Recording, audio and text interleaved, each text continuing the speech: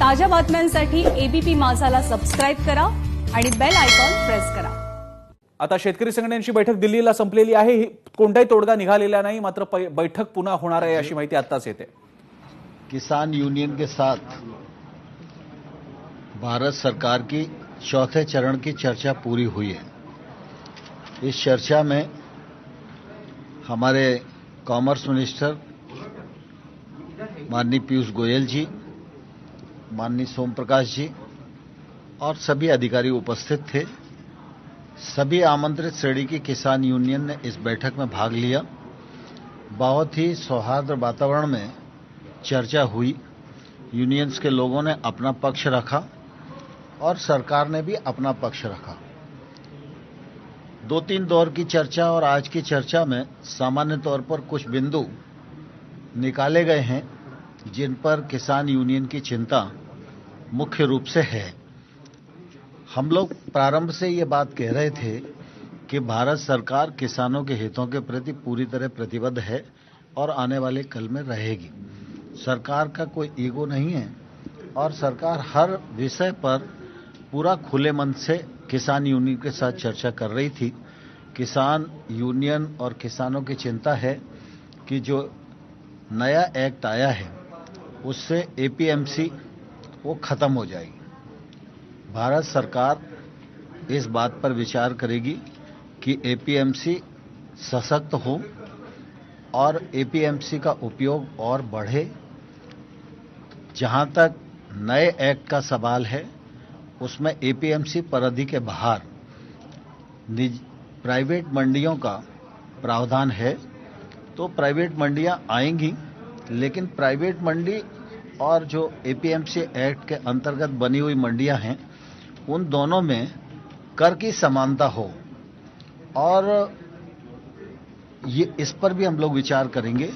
और साथ ही यह भी बात आई कि जब मंडी परिधि के बाहर ट्रेड होगा तो वो सिर्फ पैन कार्ड से ही होगा, तो पैन कार्ड तो आजकल किसी को भी मिल जाता है, तो ट्रेडर का रजिस्ट्रेशन होना चाहिए।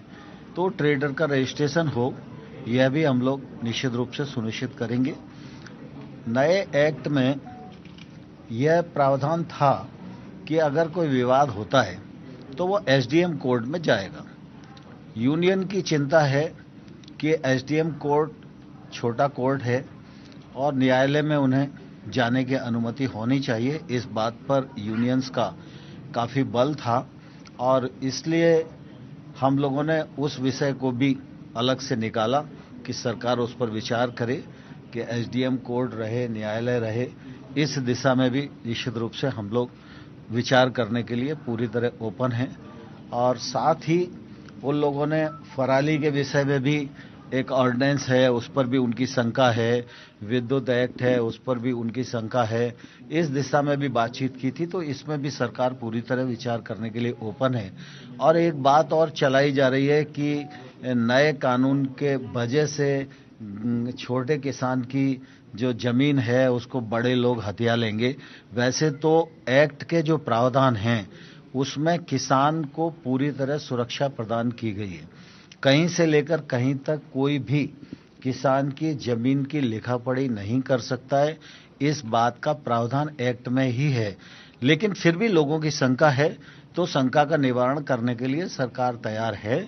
एमएसपी के मामले में लोग शंका की दृष्टि से देखते हैं, लेकिन मैं फिर यह कहना चाहता हूं कि एमएसपी चल रही थी, एमएसपी चल रही है, आने वाले कल में भी चलती रहेगी।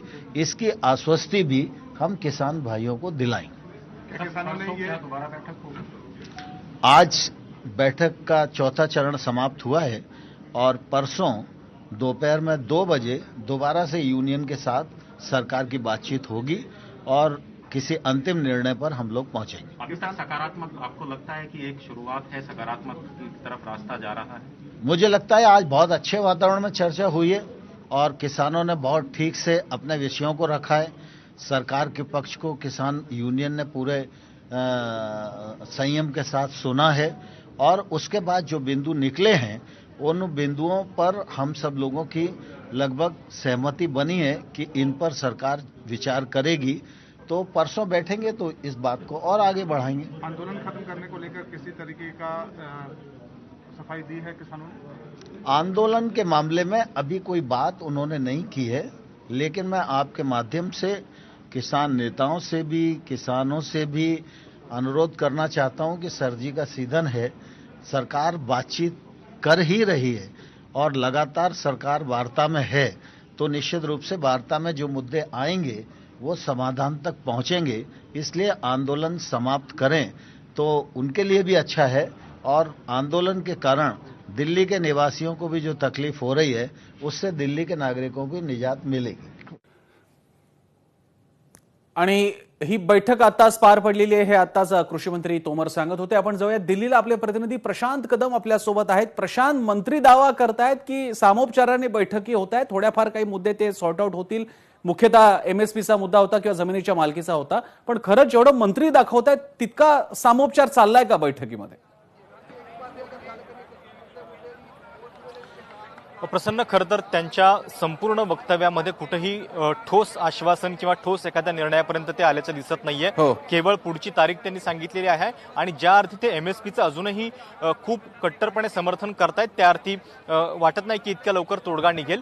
पण ही 7 तासांची बैठक जी आहे ती आता जस्ट संपलेली आहे आणि अशा पद्धतीने आता शेतकरी नेते जे आहेत ते देखील बाहेर यायला सुरुवात झालेली आहे। आपल्याला त्यांची बाजू सुद्धा अगदी थोड्या वेळामध्ये कळेल।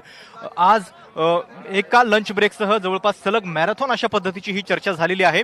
परवा पुन्हा एकदा ही बैठक होणार आहे, त्या अर्थी अजूनही कुठल्या अंतिम निर्णयापर्यंत दोन्ही बाजू आलेल्या नाहीयेत आणि त्यामुळे आंदोलन जे आहे ते चालूच राहणार असं दिसतं आहे। कारण जोपर्यंत याच्यावरती तोडगा निघणार नाही तोपर्यंत आपण आंदोलनावरती ठाम आहोत ही शेतकरी नेत्यांची आधीपासूनची भूमिका आहे। आणि त्यामुळे जे आता कृषी मंत्र्यांनी सांगितलं त्याच्यानंतर शेतकरी नेत्यांचं म्हणणं काय आहे, त्यांना काय वाटतं आहे हे देखील आता आपल्याला अगदी थोड्या वेळामध्ये कळेल। कारण या ठिकाणी हालचाल जी आहे ती आता पूर्णपणे वाढायला सुरुवात झालेली आहे। टीव्ही मीडियाचे कॅमेरे सज्ज झालेले आहेत आणि कुठल्याही क्षणी विज्ञान भवनाचं हे दार जे आहे ते उघडेल आणि शेतकरी नेते बाहेर पडायला सुरुवात होईल।